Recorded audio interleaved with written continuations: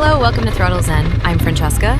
This channel is about riding solo on Portugal's best roads, and yes, I'm an AI-generated voice, but the rides are real.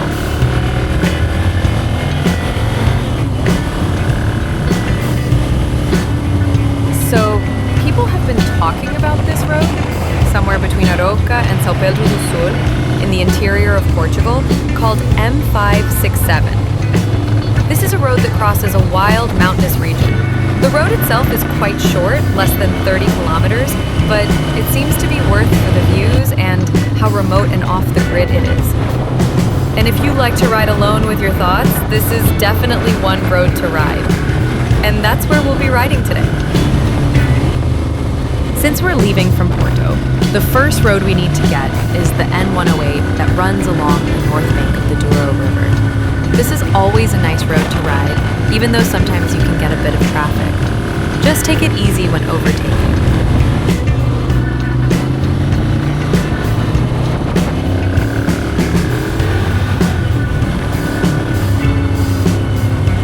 Now we cross the Douro River at the Lever Dam and continue south in the direction of Arouca.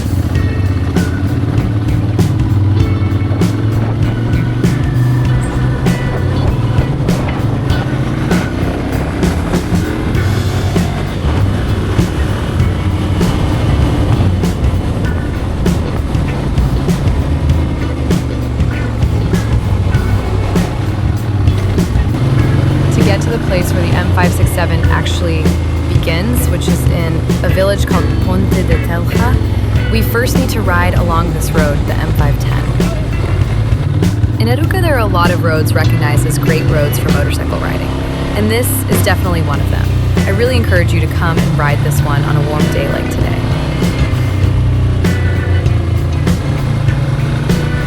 Well, the weather today was actually a bit weird. The temperature was above 25 degrees Celsius, but the sky was a bit cloudy, and as you will see later, we actually got a bit of rain and wind.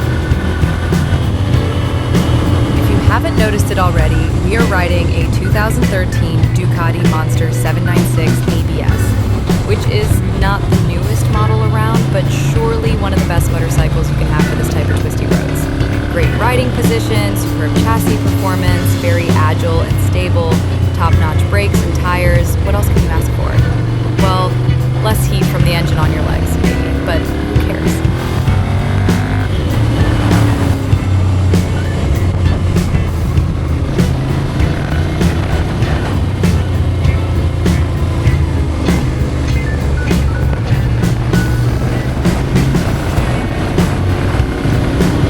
Yes, this goes on for a long time. Feel free to fast forward.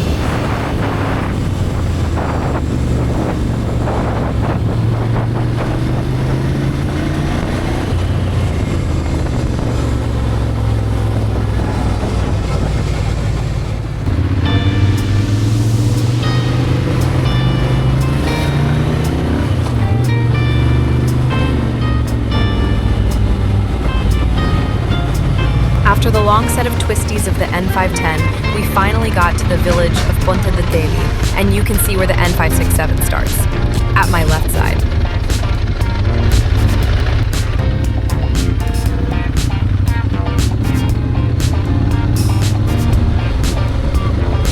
One thing you can always expect is the friendliness of the Portuguese people.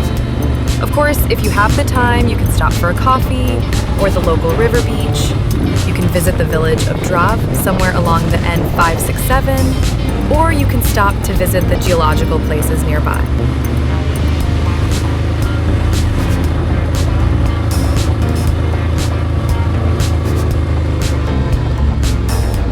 first thing you notice is that the pavement is not as good as before, and the initial bends of the N567 are really hard and slow.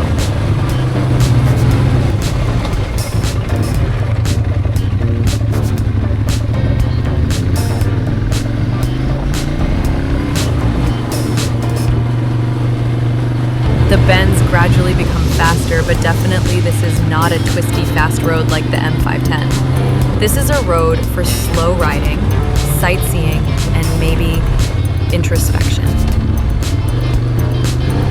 So remember me saying that the weather was weird on this day? It actually started raining and the wind got really strong. You could see the leaves flying in front of the bike. But the temperature was still high, and the ride was weirdly comfortable.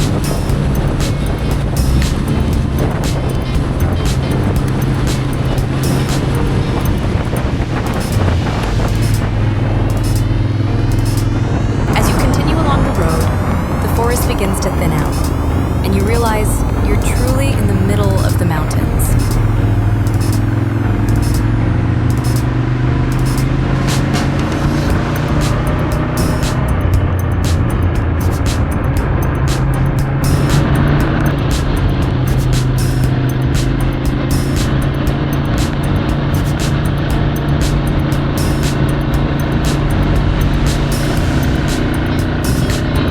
As the rain comes to an end, you begin to notice the sweet smell of wild herbs and flowers.